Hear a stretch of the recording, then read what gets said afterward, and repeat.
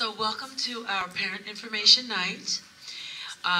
We are here to give you a little information about our program, give you a little insight about our vision. My name is Mafi Gay, and I am the lead facilitator.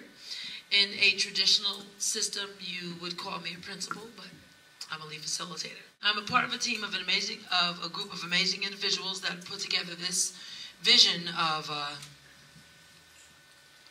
eclectic education, I'll say. So we'll do our best to give you an overview of how we do what we do. The model of Nea is that learners are not in structured classrooms. We call them boxes. But, the idea is that they're occupied with a teacher directing their learning all day, every day. Outside of, maybe music, or even PE, there's some adult directing their learning. At Nea, what we do is we mix within their learning day periods of the day where they have a choice to do what they choose to do. They may want to continue with their learning, or they may want to engage in an activity that is a learning game, or just collaborating with peers, or just talking, being social.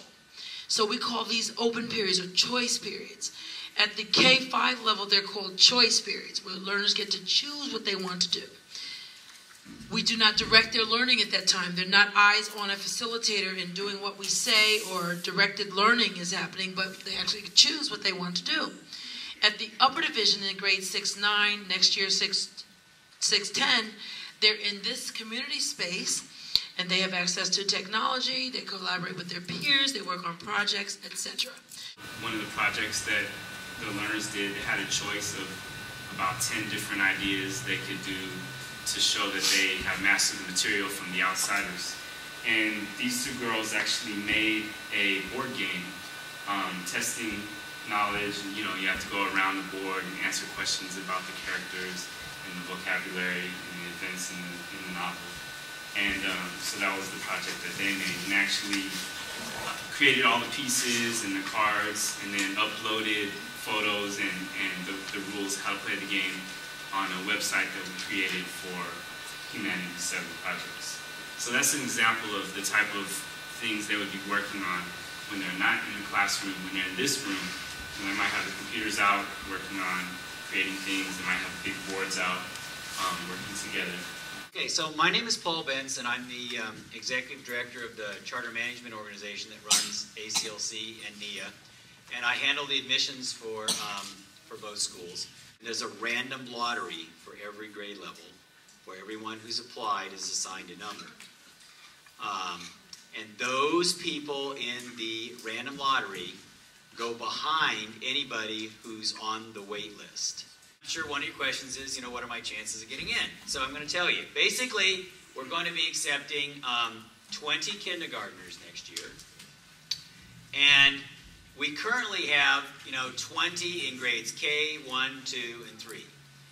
And we do that because we believe in small class sizes. When we do get an opening, we just go straight to the first person on the list. So in kindergarten, of course, we color and draw. We discover the world. We're big on recycling here. So I have my recycling boxes here. The 5th graders, they come and dump it for us. We had Twin Day. That was the activity the leadership program came up with. We went on a field trip. This one was to the library. K2 is self-contained. Kindergarten is self-contained with Miss Wesley. 1st grade is self-contained with Miss Lopez Schreiber. 2nd grade is self-contained with Mr. Dustin Brantley. Then you get to 3, 4, 5. The learners start to rotate between facilitators. So if you're a math learner, you will go in grades 3, 4, and 5, you go to Miss Lena. Focus too with math, I think, is the real life applications. Instead of using random numbers to learn addition, creating real life situations.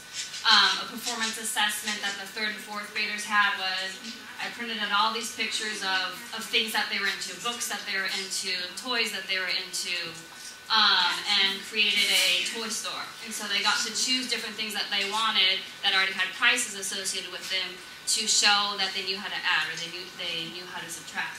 CCC stands for Contemporary Community Citizenship, and it's a weekly meeting that we do here at the 6-9. They are the rudder of the social ship of this school. So they're going to be presenting a dance on the 26th of February, next Friday, and they really are on the pulse of the culture of the school. Leadership class, and it's in 6th, 7th, multi-age learners, multi-grade learners come together to decide what goes on at the school. And so during CCC, we have these every Wednesday. We alter the schedule to accommodate a 1-hour meeting of the entire school where learners come together and talk about the issues of the day. And then we break off into small groups very often and go into different classrooms and talk about the issues that pertain to the community as far as they're concerned. Because us, we're like, okay, are you doing your homework? Okay, learners are on another page, okay? And so they meet about the issues of the day and they vote, etc. So this is a part of our democratic model that we have. Because another part of our democratic model is that learners share in whatever happens in our facility, in our school. And we have a judicial committee. It's a level playing field here, whereas all learners can, feel like they have a say in our community, a voice about what happens here. Nothing can change this community unless we all buy in. And facilitators are able to be written up by learners if they feel like they've been disrespected, or if we break a rule of the community, we get written up. And, so it's no longer the administrator or me. I can't go around giving out referrals for detention, etc. It has to go through, there's a process through which all those things happen. And learners write up facilitators, facilitators write up learners write up learners. It's really awesome. I've been written up. Actually, in all of our classrooms, they're all set up very similar so that the learners are accustomed to know where to look at the agenda, where to look at the schedule, where things are posted, and it really eases that transition into middle school or to a new school. They set up their notebooks the same way, so there's a lot of uniformity in all of our seminars. So we begin to start the model of the 6-9 program. We have it, learners start to rotate through facilitators that have their areas of expertise realized in their individual seminars. Okay, then you cross over the bridge to the 6-9 village, and we have facilitators in areas of their expertise in the 6-9 village. And how far can you throw a football? In terms of meter, so most people say, I can throw 50 meter, 60 meter. Okay, so we take them out. We marked off the, as you can see, 5 meter, 10 meter, 15, 20, and have them start throwing, and you start seeing people throwing 25. My furthest throw was, 31 meter, roughly, 31 yards, a little bit more than that. And so in that way, kinesthetically, they get a sense of how much a meter is. Once a month, we'll do a Focus Friday, where we choose something that's within our curriculum, but maybe outside of the everyday what we had been doing in a unit, and just try to do something special. That's actually this week we're doing that, for example, and I'm going to do farming skills, tying into my unit. I'm doing baking, we're doing measurement.